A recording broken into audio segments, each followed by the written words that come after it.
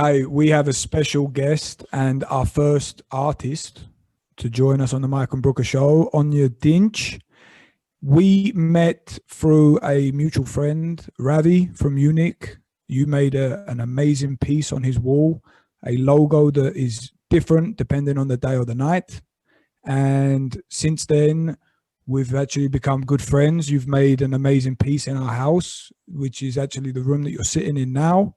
And we found, I mean, you are such an amazing artist, Onur. I've been impressed with you since the beginning, and we've had some amazing talks. I find it really special how, you know, you're able to just from your head alone and just your hand, what you're able to create and the level of detail that you do. But you're not just a painter. And I showed Mike. Mike is a huge MJ fan, and I showed Mike the video of of what you did there. So we're going to play that straight away, and then maybe we can start and you can tell us a little bit about this piece. Oh man. So we're just going to play it. We'll play it through this. And I'll share it on the screen right now. Hold on. And for those of you listening right now, go on to YouTube. We're posting this. All our podcasts are posted on YouTube. So it's youtube.com/Mike and Brooker or Mike and Brooker Show. I forget which one it is. But just type in Mike and Brooker in YouTube and we'll show up. And here we go. My name is Michael Jordan. I'm a professional basketball for the Chicago Bulls. The sound in the back is from airtime. 32 seconds to go. A 1-point lead for Jordan. So, if you look at it, oh, I can hear myself. Damn. The sound is from airtime. It was a video cassette I had, like from 95 or something. So I used that sound. I recorded on my iPhone with the video cassette, and I cut out from my old magazines like thousands of pictures. And this is actually a chronological piece. So it starts on the left at 1985 and it ends at 1996 with the last shot. So everything between are the years. So also the the shoes, of course. It starts with the first ones and it ends with the last ones he wore at the last game. So when anybody watched The Last Dance, it's almost this time. That one is on this piece, but I did this like 6 years ago or 7 years ago, this piece. So it's pretty old. I'm working on a new one from LeBron. So yeah, basketball is still a big, big thing in my life. Onur, man, it's so crazy that, I mean, I don't even know where you begin with such a thing like this. How long did that take you to do? Oh my God, I don't know. You know, there were like friends of mine, they just came by to cut out for a couple hours with me together. You know, we just drink something and we were cutting out some MJ pieces. And, you know, I didn't use all of them because some of them were not, you know, it was not, the color chart was not right or whatever. So I cut out twice of the amount I really used. But yeah, it took me like, in the end, over 2 months, but I didn't work on that piece every day, you know. Sometimes it was too much, you know. And yeah, you know, my family really thought, you're crazy, why are you doing this? And I just did it for myself. It was not a job, it was not a commission. It was just for the love for the game. You know. This is incredible. And so did you manage to, you know, what did you do with it? Did you try to get it to MJ, or what did you do? No, look, there was the first one. Did you saw the first one? I actually did two of them. One of them was from the last shot. If you go scroll down, you will see it. So, and the other one was this wings piece. Hey, I just did it for myself. When I post, I post post almost like every 2 weeks. I post a picture of it, and then people start asking, hey, can you do a print, and can you do that, and can you paste it on a wall on the streets? And then in the end, I did 23 prints, and that's it. And then I don't remember, but a friend of mine sent it to Michael Jordan's son, and then he contacted me, Marcus Jordan, but in the end, nothing happened. But it doesn't matter, it was not for Instagram fame or whatever. At this time, there was no stuff like this, it was just for myself. Bro, I'm scrolling through your Instagram right now. So I love Michael Jordan. I am a Michael Jordan fanatic. I have about 150 basketball cards strictly of Michael Jordan. I have 5,000, maybe 10,000 basketball cards. I lost count. I used to collect them, only 90s basketball though. So I stopped watching basketball after that. But you said every single pair of sneakers that he wore, or every Jordan from beginning to end, but that was just from the end of the Bulls era, not when he came back with the Wizards, right? Exactly. No, but this was not in my timeline. When I grew up, when he came back, everybody was, it was exciting, but the real era was the Bulls era. So, and this was I'm 41. I really grew up. 85, I don't remember that. But I remember 91 when I get my first pair of Jordans, and I wear them every day for 1 year and cleaned them, and they were next to my bed every day. And I had fights because of the shoes, because someone just stand on it and I punched him, and then there were crazy stuff. And there was 91, and then every year I was doing stuff for the home and working for my parents, small stuff, and they bought me one pair of Jordans, and that's it. That's awesome. Yeah, So, I grew up like this. Dude. I always wanted a Michael Jordan jersey. I always wanted one. And when I was younger, you couldn't get them anywhere. You just couldn't get a Michael Jordan jersey, no matter where you looked. And then you didn't have online. There was no internet back then to order stuff. You had to order from catalogs or something.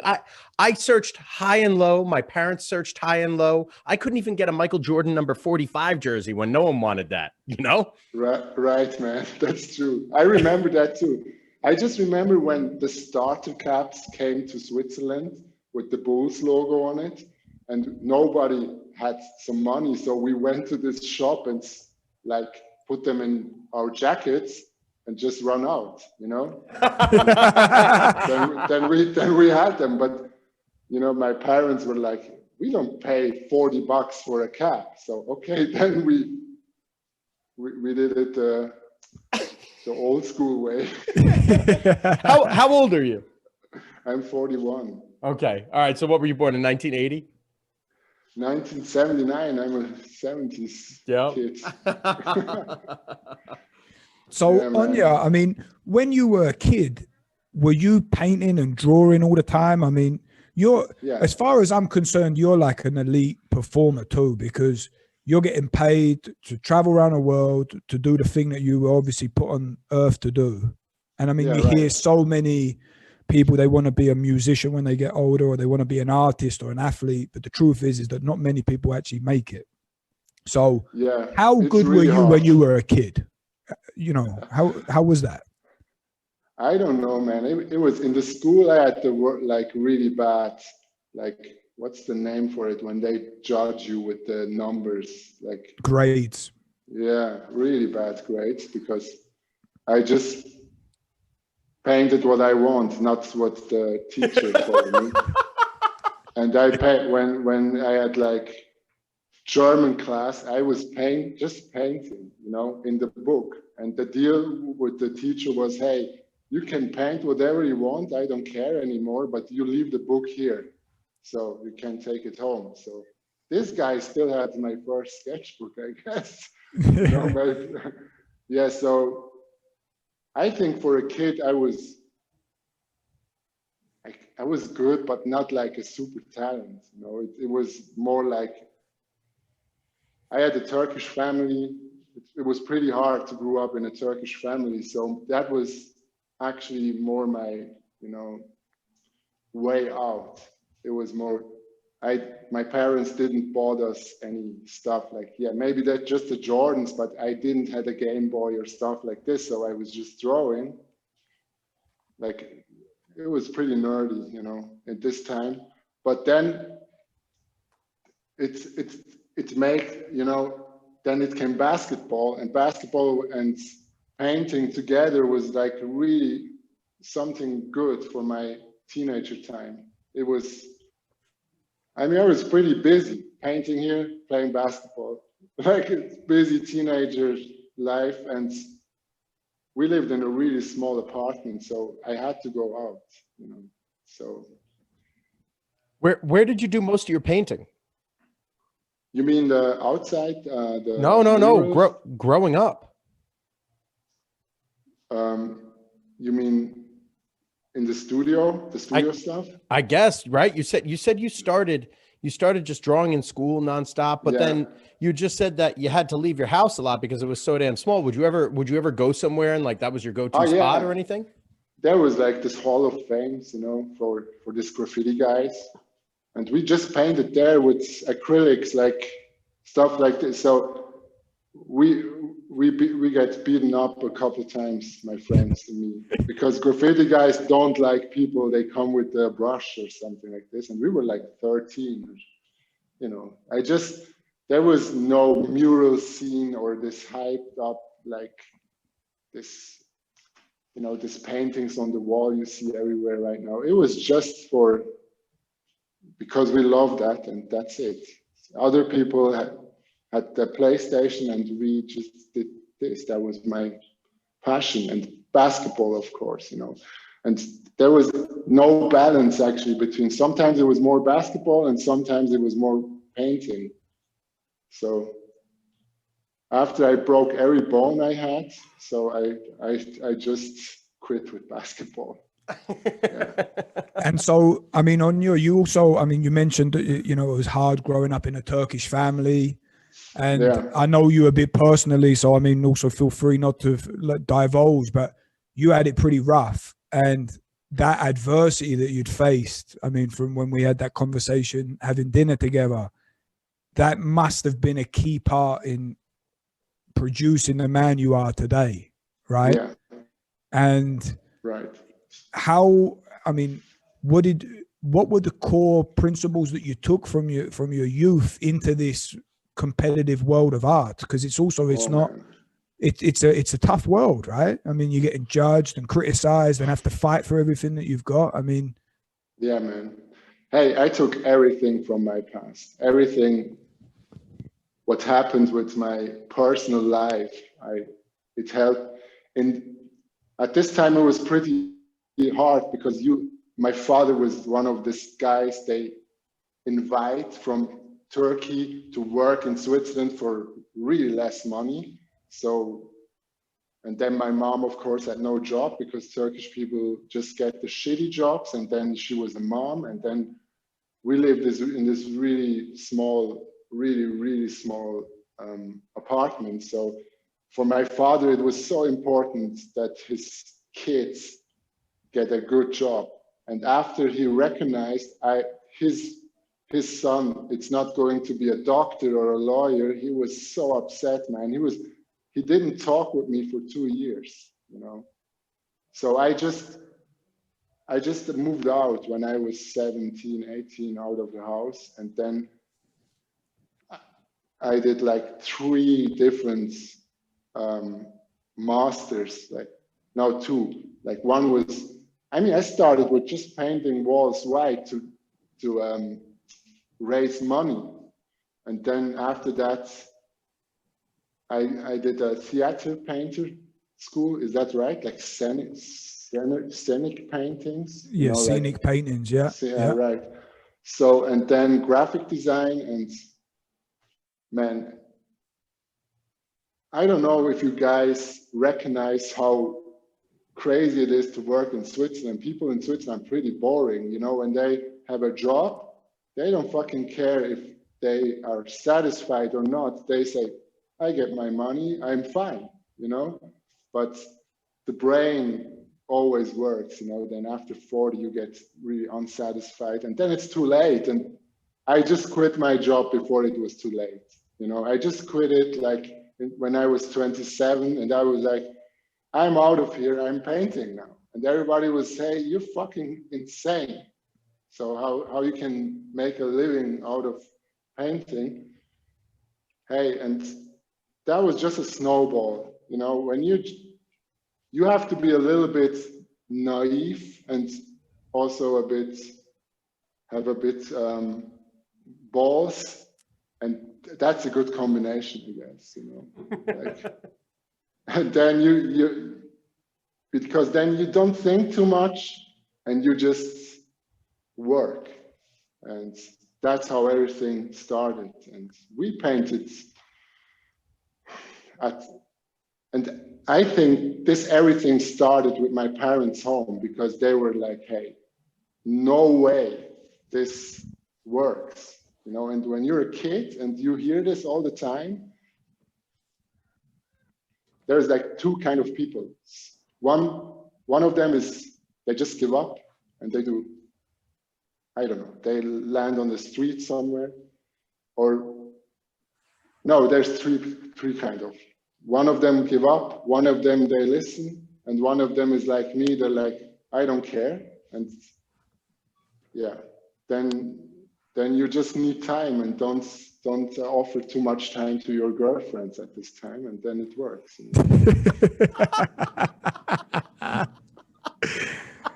So let's say you're 27, so you quit your job, you don't have a fixed salary anymore, and now you say, I want to go and paint. So you're 41. Still laughing. Yeah. So good. Because he understands what he sees himself in the same thing. Oh, bro. I just hope she don't hear this fucking episode.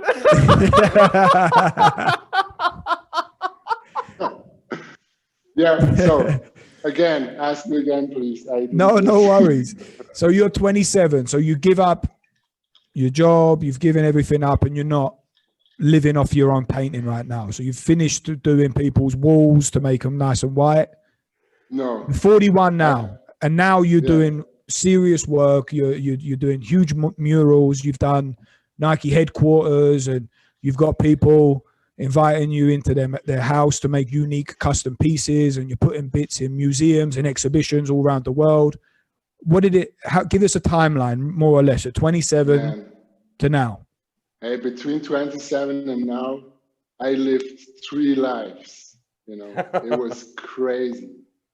So if you don't do that, you can't imagine how much happens with this kind of job. Because, you know, all of this started when I met some friends in Bern, and then we were like, hey, you're graffiti guys and I paint. Hey, let's go to New York and paint at the 5 Points in Queens. So we went there and painted this piece, and this changed everything in my life. This piece was like in the New York Times, Huffington Post. It was in the best 100 murals in the world and place too. But we just painted for fun. We just went there in the most shitty hotel you can imagine. So we just slept there for 3 hours every night and went out and just painted. So after this invitation starts, you know, from the States, almost just the States. So, and we were like, what the hell is going on? We live in this small city here in Switzerland, in Solothurn and in Biel, and these people from Richmond, Virginia, and from Miami inviting us to paint a wall there? Like, what the hell? You know, there was like no Instagram and nothing. Everything happens through blogs and, you know, whatever.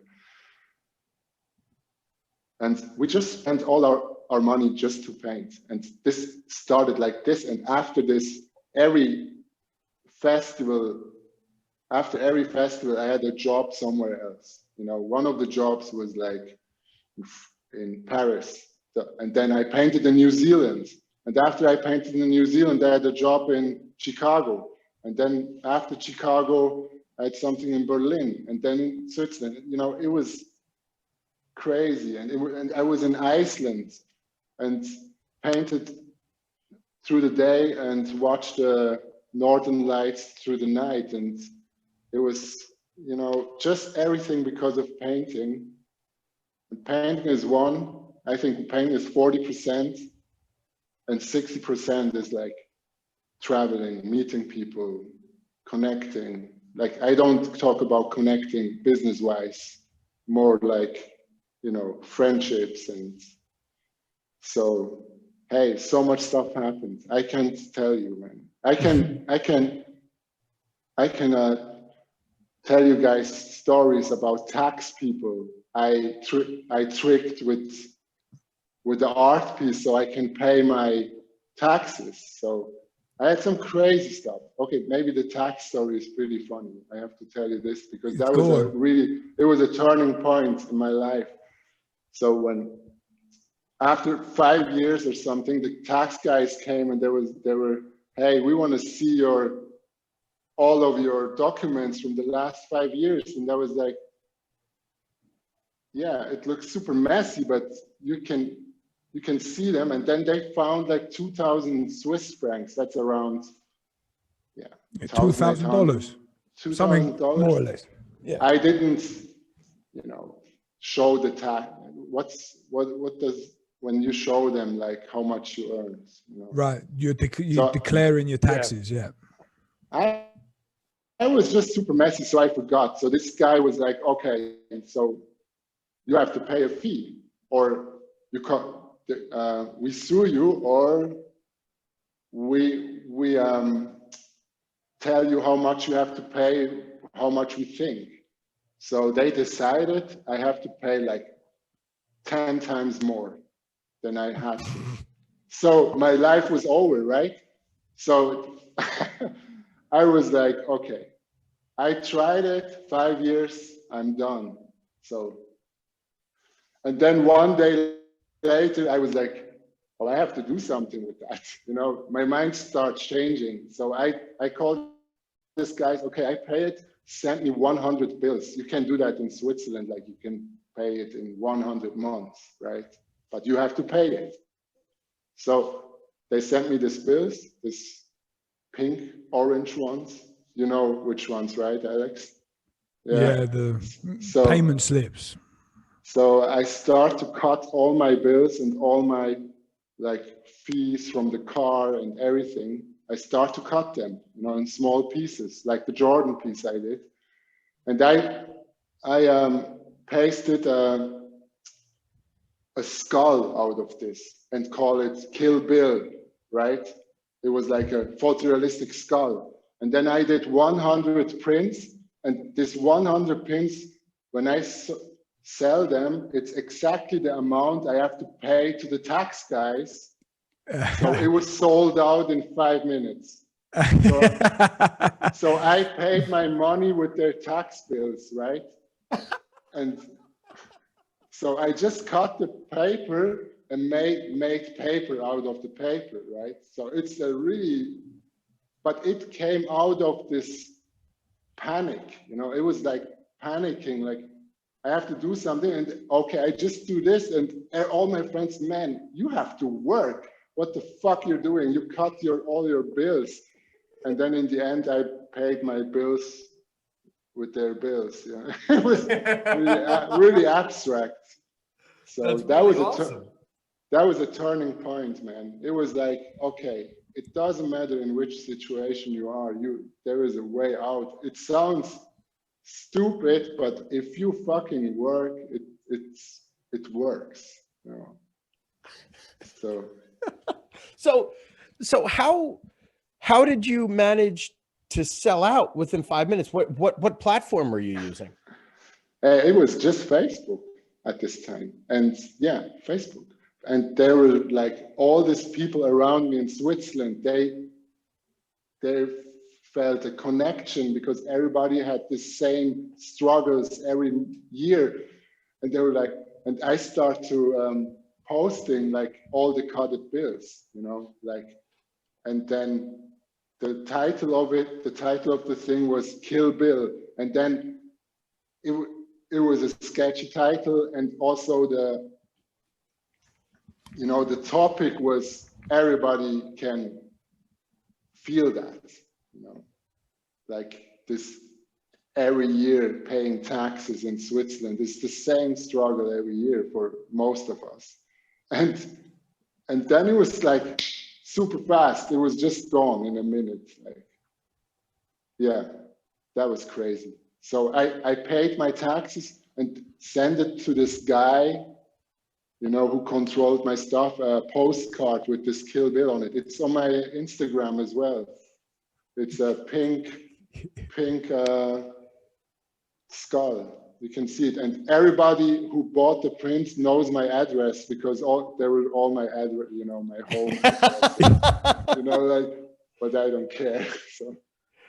Dude, that's fucking sick. I'm looking for this right now. I'm looking. So I'm going to post on your Instagram right now. I did the same with money and okay. Talk for. I have a lot of stories like this. Dude, keep telling them. That's awesome. It's so all the big turning point stories. Tell us. Yeah, but this one was a huge one. It's just because how your mental situation at this time, you're like really down, you know, you can't, it's like, okay, it's over, and you find a way out, and it's almost like a joke, you know, you find a way out with something like this. It's like nobody can believe that. If you tell them, hey, I will do a print out of my bills and then I pay my bills, then they will say, hey, you're fucking insane. Go and it's a hilarious flip. It's a hilarious flip. Looking at life like a game. So, and Switzerland is like, when you live in Switzerland, of course you have a safe life and everything. And people are getting bored really fast here, you know, because when you don't have like a rhythm with your own stuff and you just work, and then you think, okay, yeah, it's Friday, let's go out and blah, blah. So I also painted some clubs in Switzerland when I was young. So when we painted that clubs, oh, you found it? Yeah, I found it. Here it is. Yeah, right. This one. That's my bills. Bro, how fucking awesome is this? What a big fuck you. Yeah. So it was a bit bigger, but at this time there was just squares on Instagram. You know, the other formats came later. Yeah, that was a Kill Bill. Dude, that's awesome. That is great.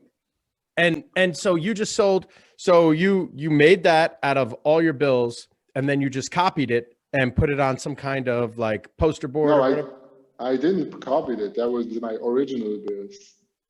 Well, no. How did you distribute this? Yeah. You know, there's like really good options to scan the stuff. Like in the museums, all the pieces you can see in the books, they're scanned with a really badass scanner. So I scanned this and then did a color proof and everything, and then did a really crazy fine art print out of it. It was not a cheap print, you know, it was like a thick paper, good paint and everything. So yeah, like this. I invested. Dude, I really like that. That is awesome. I dig your shit. This is great. Yeah, and the best part of it is it's the best way to say fuck you. I was just gonna say, someone's created you a problem, and you're like, okay, give me it, and I'm gonna flip it, and you know, create an opportunity through it. I mean, it's awesome. Exactly. So I tell you another story as well, because yeah, when we painted that clubs, there was so many people like on the restrooms. In Zürich, they try to sell you Coke, right? Yeah.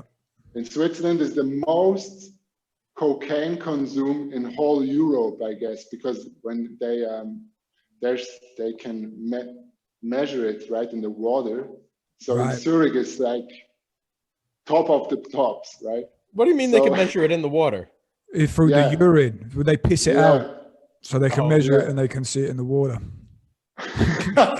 It's funny, right? I didn't know that. So when I was in Zurich, that was really fucked up, because always when you know, somewhere when we painted there, so many people asked us, hey, you have coke, blah, blah. So at this time, a gallery asked me for an exhibition for landscapes. So can you send one landscape piece? And because I was so offended by the Zurich people, I was like, okay, I'm doing something with coke, you know? So I painted Zurich in fully snow, you know, like everything was fully, so like a really boring painting of the city with snow on the roofs and stuff. So I added some cocaine in the white color. So for $300 or something, not in the pigments. So every white on the piece was cocaine, right? When I painted that one. So, and I sent it to the gallery, and the title was, I choose a super boring title because it was the people are so boring there, they need coke. So I was like, I would choose a boring title like the city is, like it's snowing in Zurich, you know, that was the title. And the only thing you can see it was coke was, in the description was acrylic and cocaine on canvas. And so nobody reads descriptions anymore, also on Instagram and whatever. But the only people who read that was an older lady in the exhibition. So we checked the older lady, she was reading like, and then she did this. She went to the canvas and she did this. And I was like, okay, it was worth, just for this situation, it was worth. So what happened after that? Because Switzerland has not too much crap going on, someone called the police, right? And I had a flight the next day to New York. So they called the police, and they called also me like, hey, where did you get the cocaine? So we called the police. It was a daily newspaper here in Switzerland. So in Zurich at the airport, they already know who I am because it was in the newspaper. So they took me out because they thought, okay, this guy has somewhere in his wallet, we can figure out there is cocaine. So I was there for 2 hours waiting. My fucking plane is like in 30 minutes, I have to go. So they didn't find anything because, you know, I just bought it for this piece. I did a drug test, you know, everything. And after I left Switzerland, it was in every newspaper. It was like Turkish artist did some cocaine art. Man, it was like cocaine for $300, right? Like nothing. And it was in the paint. So the moral, like the funniest thing is a museum bought it in the end for drug delicts. And they have to bring it to the police. So they paid me the money and they told me, hey, if there is no cocaine in this white, you have to give us the money back. And then the police in Switzerland did a drug test with the piece. So it was good. And then now it's officially art. It's officially from the state. It's because it's in the museum, you know, for drug delicts. So, but I had really crazy struggles with that piece because so many like weird newspapers and television, they called me. I mean, hey, this one newspaper who called me and said, hey, where did you get the drugs? And they was like, hey, go ask your boss. I know he knows the best where you can get the drugs, because you guys live in Zurich. I mean, but you're so alternative for what's normal here, you know, and the fact that you're willing to do that kind of stuff and also not back down from the confrontation too, that also separates you even more, you know. So yeah, but I stopped a little bit with stuff like this. I'm just painting now, but I did a lot of like weird stuff with like cutting money and burning stuff, and painting with cocaine, you know. You're probably too famous now. I mean, the repercussions would be higher, no?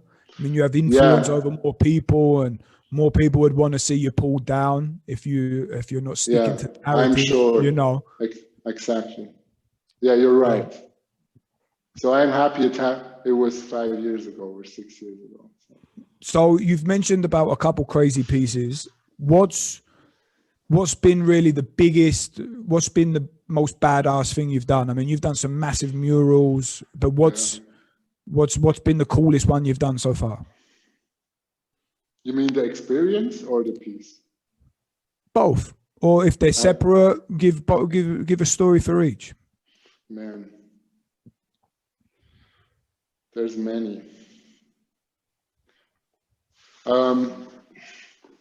I think Chicago was the most badass one. It was on the rooftop from the Hyatt Hotel on the 28th floor, sorry. And you know, Chicago is windy city. It was the hardest thing I ever did.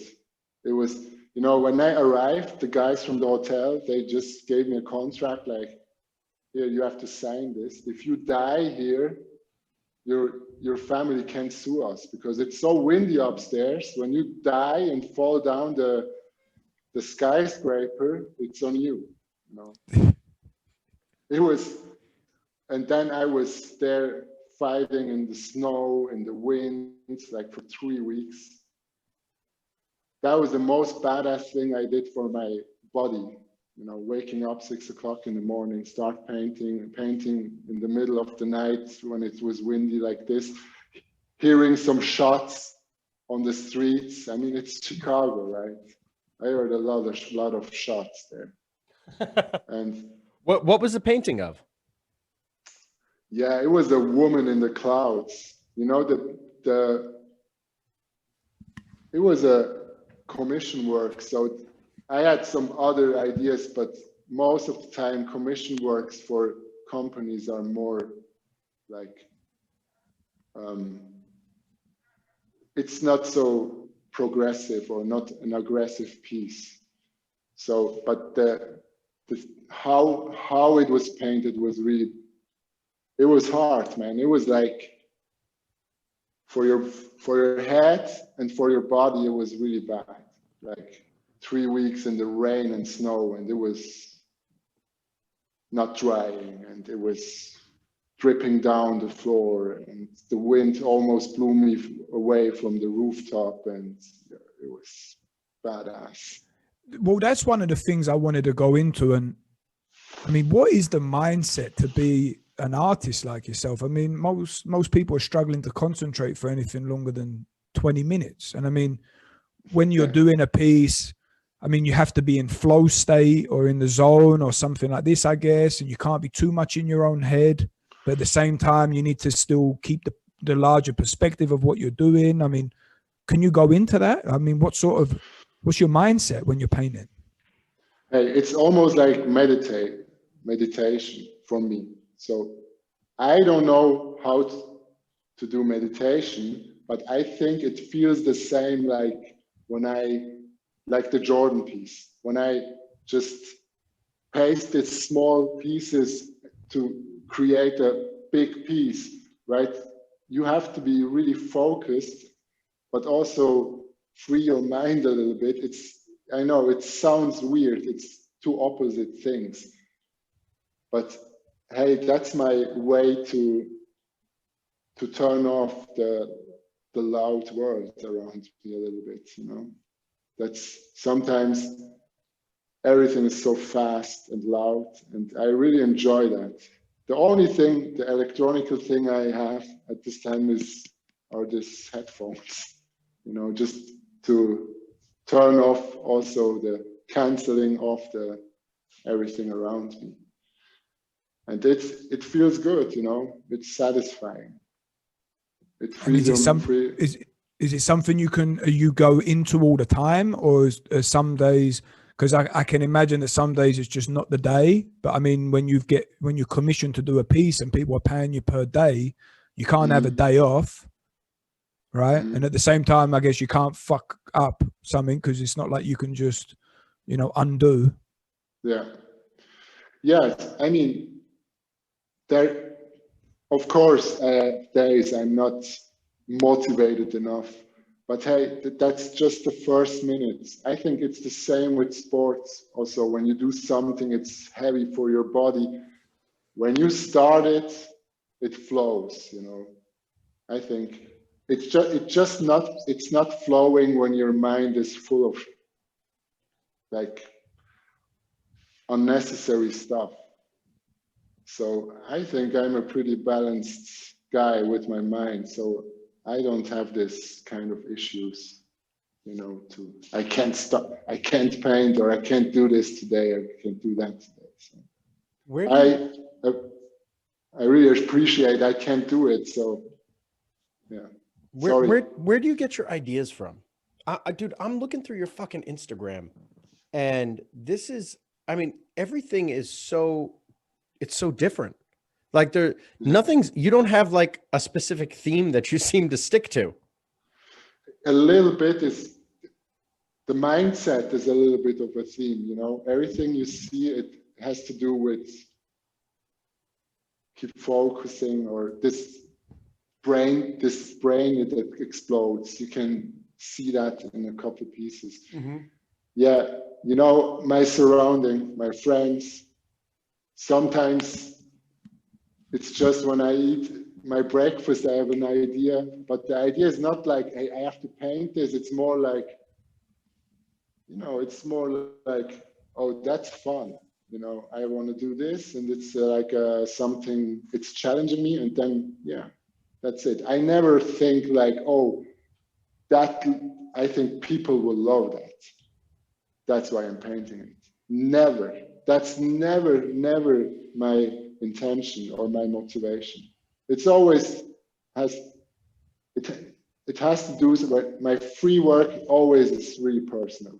You know, when you see the bee I painted with the Superman cape, it's like, you know, my girlfriend's father is a beekeeper, so I was there with him for 2 days with the bees and everything, and he told me about the bee dying and blah blah blah. And then I painted that one bee next to this house, and then the idea comes with this. It's not just like, oh, that's an interesting topic, and I think people will love that, so I have to paint it. So yeah. And one of the things that I found fascinating when we first met was you'd mentioned how you were like, oh, I've been doing really fine pieces and my art's changed. Like, I don't know how I'm painting right now, something like this, because I'm not that painter anymore. And then you were mentioning about this evolution that you're going through all the time. And I mean, is it just literally like, if you're to, and I'm like, I have no idea with art, right? But let's say all you're doing is very abstract work. Are you just getting better at that? Or are you progressing just completely randomly and you're going by feeling? Or is it something that you're really picking to get better at?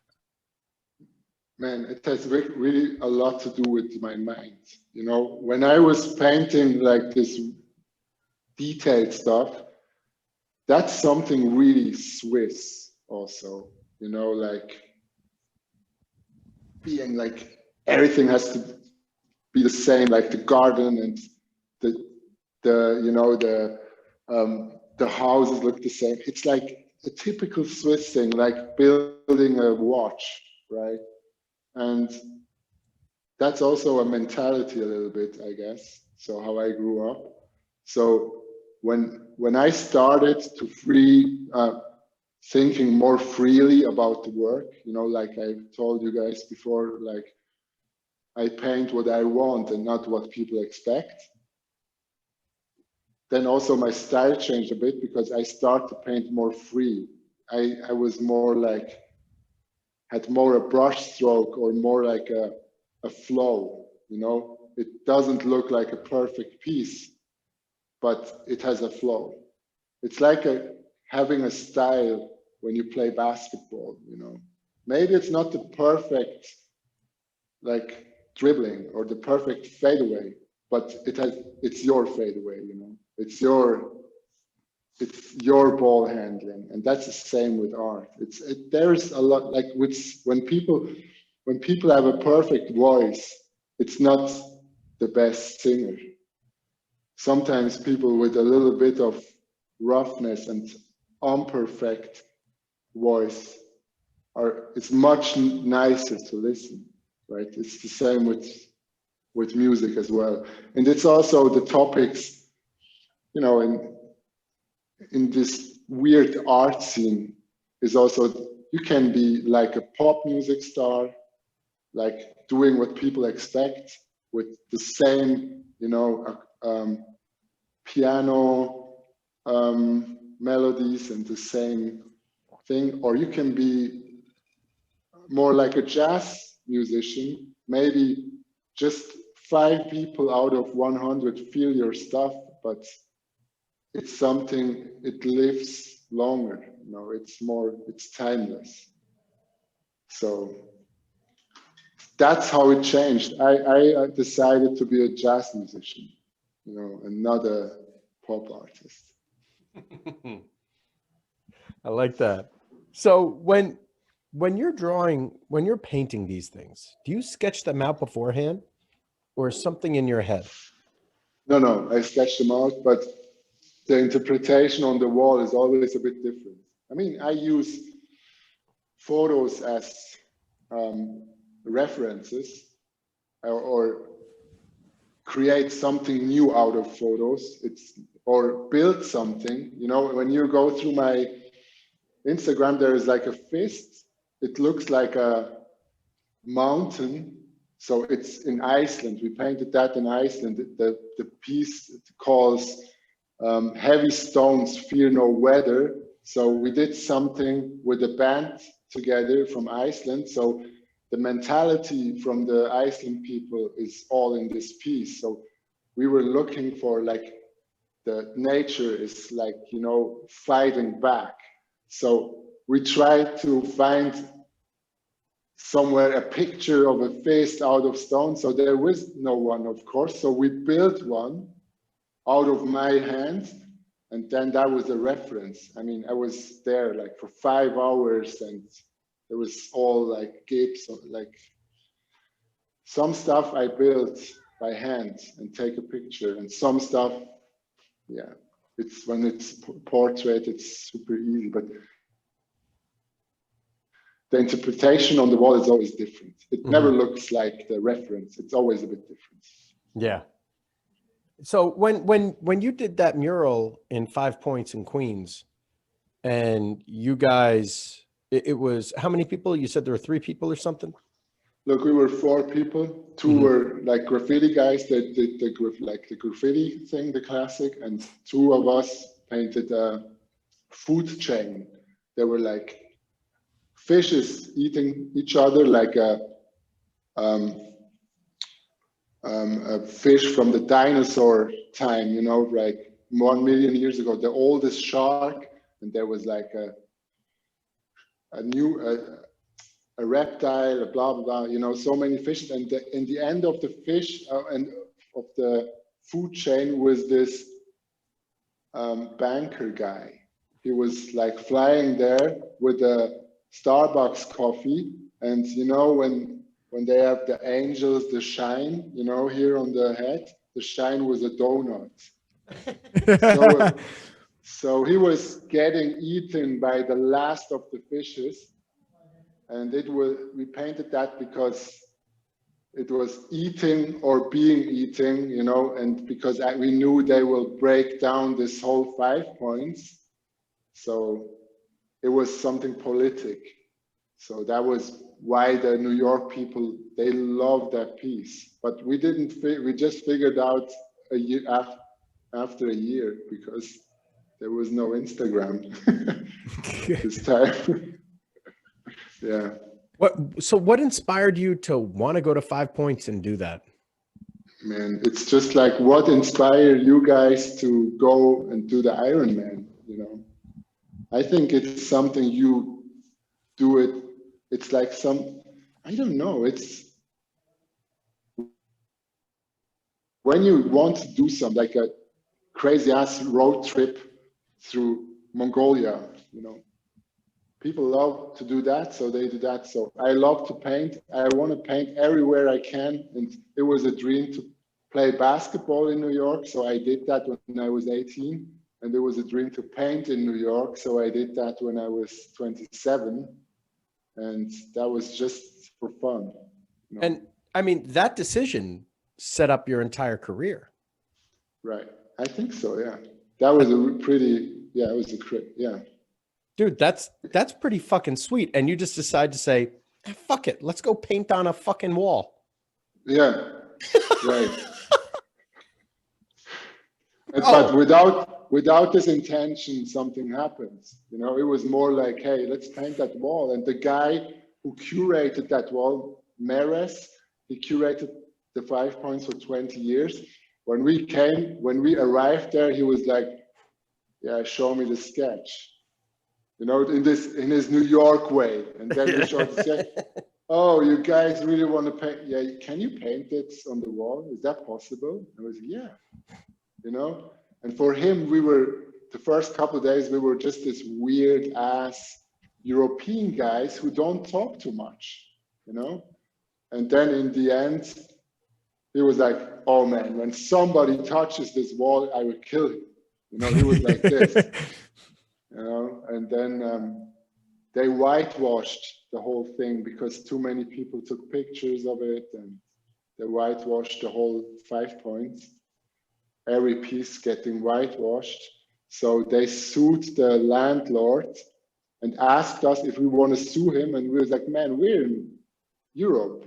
I don't have any clue how to sue people. So I don't want to have problems when I go back to the States. So we didn't sue this guy. So all the artists who sue the guy, not all of them, but the amount was 6 million they get, because they whitewashed it. So it was like, when their piece was big, you get more money. So we had the biggest piece, but we were not in this group. Well, I'm confused. So whose building was it? It was his building, right? That's the weird thing. That's why we were like in Europe. Why we just sue the guy who owns the building? So this guy, I think that's the States, man. That's why people everywhere like, hey, you can't walk here because it's wet. So nobody can sue them when they fall to the ground, right? Don't get me fucking started. Yeah, so they found a way, like there is this rule. It belongs to your, like, I just know the Swiss name for it, but it belongs to the artist, even if it's not on his property, right? It's fucking weird, I know. And we were like, what the hell? You know, how can something like this work? So it worked. I mean, I'm happy for the artists. It's cool because the guy, I think he gets much, much more money for the whole property because it was a really good place in Queens. But for me, it still sounds weird, you know, when you get money to paint. Can you imagine I paint the wall outside of Alex's house, so he paints over, so I sue him, like, hey man, you owe me. I don't understand. That doesn't make any sense to me. Yeah. So, but why did he whitewash it? That's the other thing I don't get. Like, just because people were taking pictures next to it? Yeah, it gets so much, it had too much attention from the touristic place, and there were so many videos, like music videos, like every day 5 people came there with their cars and doing some like the wheelies and stuff like this. And yeah, he would just like, okay, I just shut off everything and whitewash it. Yeah. And it was everywhere in the newspaper, in the TV, like, yeah. When we painted that wall, we were just there for painting a wall, you know. Everything else came after that. Yeah. Yeah, dude. I mean, the fact that you just decided to go over there, paint this fucking wall, changed your life. It changed the direction of your fucking life. Like, you were just some fucking dude, and now all of a sudden you have gigs all over the world. Maybe without that wall, I would paint like flowers on small scales. You wouldn't have been able to afford the cocaine in that painting. No, because with this decision, like, hey, let's pay for the trip and let's pay for the paint and just paint, everything changed, because after that was like, hey, I don't care anymore. I do whatever I want, you know. So if I want to do a Jordan piece and it takes me 3 months, then I do it. So that's it. Dude, that's awesome. Do you, easy. So say, like, for example, I mean, I have no idea how it works in the art world in terms of where is the money and where do you get paid the most money to do what. But say, like, with the mindset that you have of really going by love and what you're feeling, would you probably also, you know, you don't sell every piece for the same price and all of this kind of stuff. So do you get rewarded for that? So say, like, you might not work for 6 months because you're doing a couple different bits that you love, and maybe 3 of them no one likes, but then 1 of them someone likes so much, so you get rewarded for this kind of, you know, not being very strategic, you know, because it's like the opposite of a typical business way of doing things.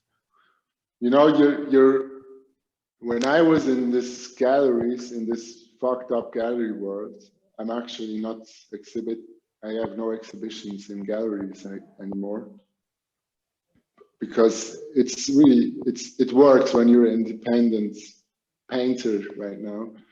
So, hey, there is like rules with sizes, you know, how much something costs, right? And I know how much a day costs, and so I have a list. I have no like fantasy prices, and nothing goes up just because it's hyped right now.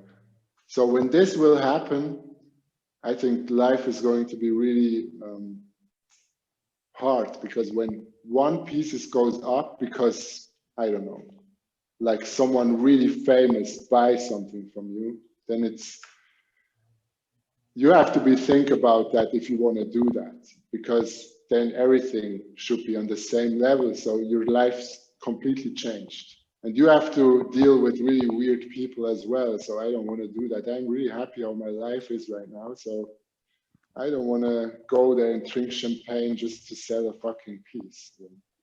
So I hear you. You're free, man. That's the thing that I love about you, you know?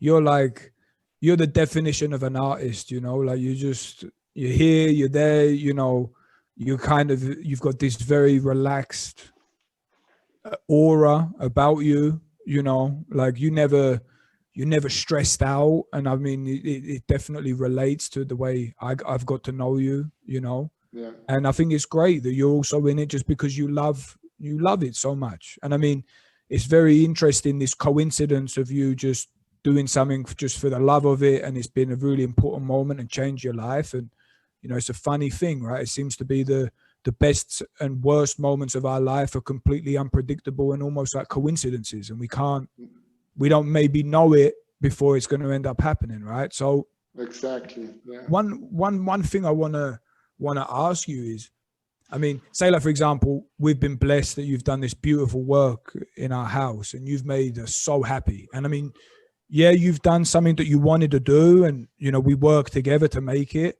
but you've also done something to make someone else super happy.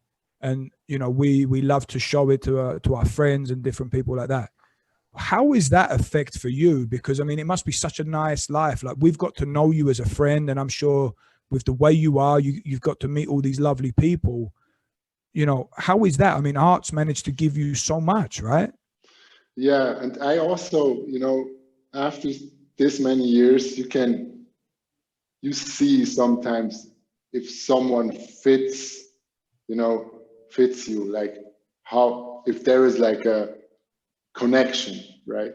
So I start, like a couple of years ago, I don't do every job, you know, when it's you guys, it was like we were on the same level, like on the phone, right? When we talked the first time together, I remember when we were in the car. Yeah. And for me, it's so important that people, when I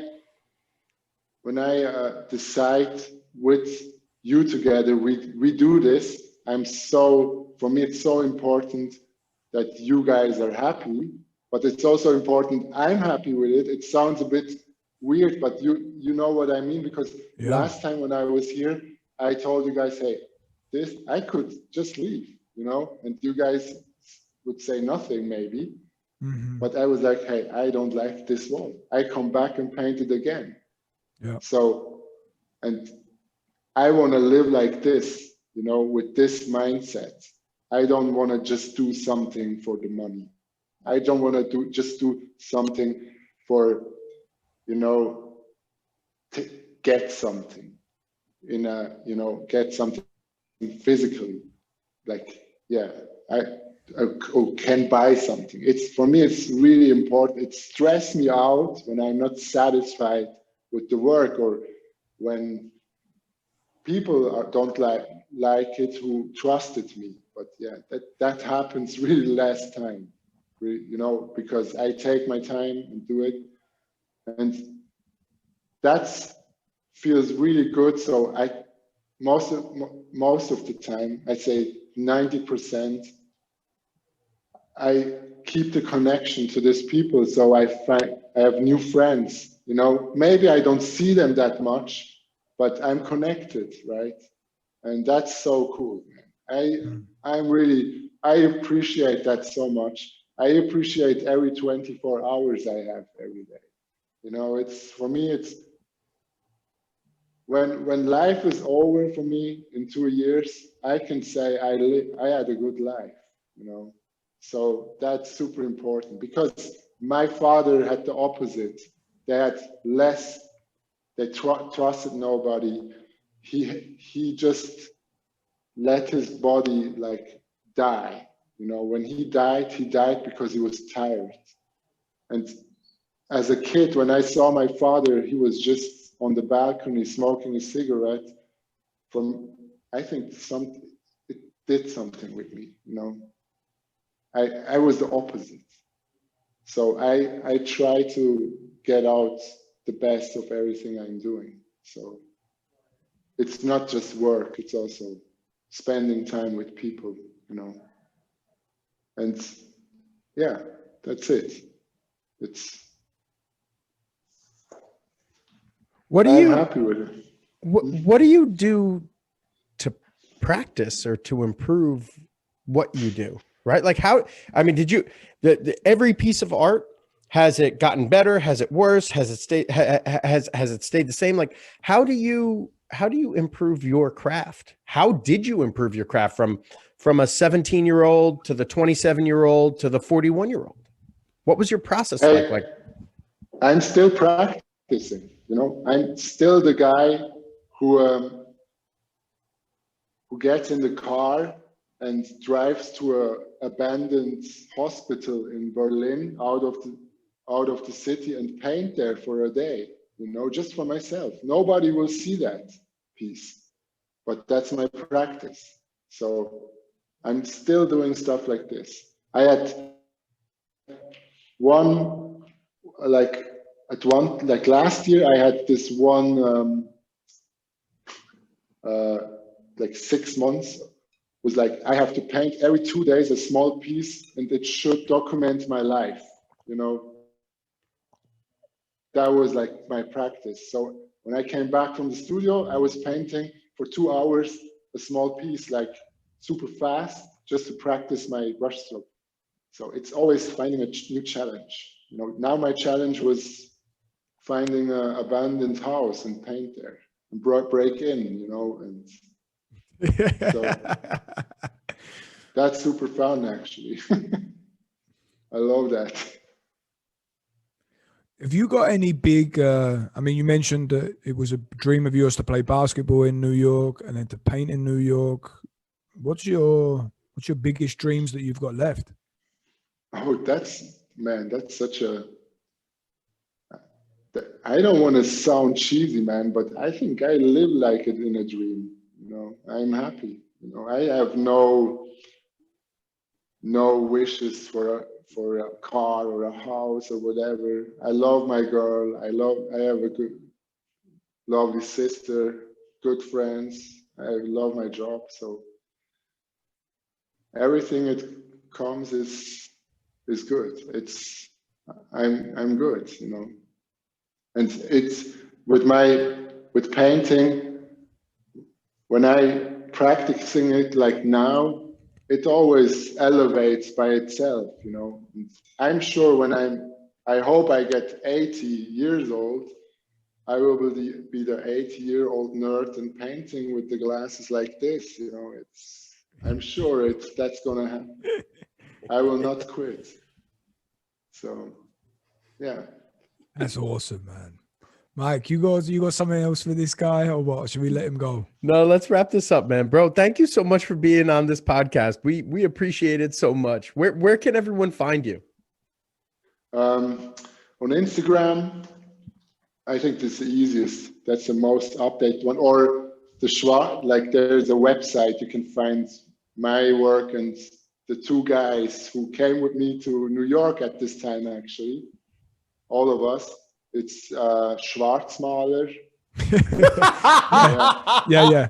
We've got a predominantly US audience. Do on your painting at Instagram. That's the best one. That means black painter.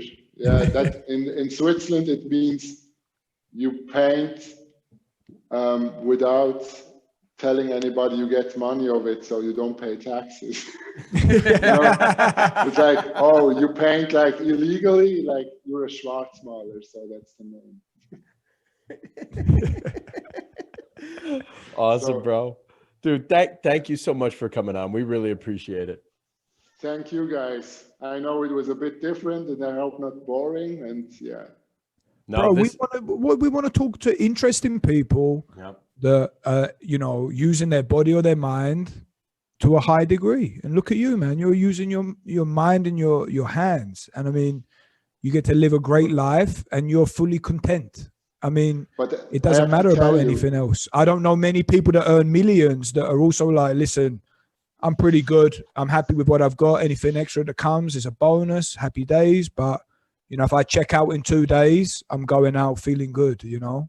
So that's a beautiful thing, and you deserve it too, because you don't just get there for no reason, you know. And you're inspiration on you. I mean, when I see you paint, you remember I was like, I must have been so annoying at a bit, like, bro, how the hell you do that? And all these, you know, what's the process? And I'm trying to reverse engineer it, and you're like, no, man, it's just, you know, they got these layers and, you know, the colors, and no, that can't do this. And, you know, it's just, it's fascinating. So thank you so much for your time, bro. And I can't wait to see the stuff that you do in the future.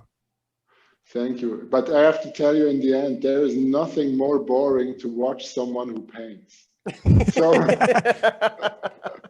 it just looked in the end like, wow. But when people tell me, hey, can I watch it when you paint? Like, no, man, you don't want to watch this. It's like watching a movie in time lapse, you know. It's really boring. Not time lapse, in slow motion. Right? Slow motion, yeah. watching a 4-hour movie in slow motion. So.